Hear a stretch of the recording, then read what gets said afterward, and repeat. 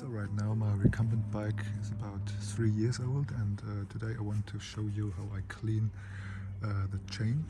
The chain has got nearly 23,000 kilometers, and here I've got some old toothbrushes banded together, and so I clean the chain.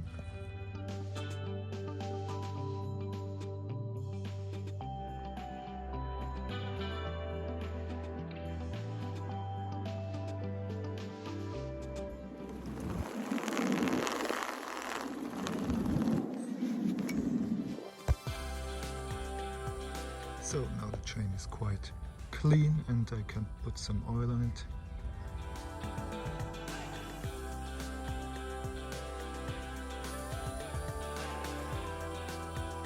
So finish.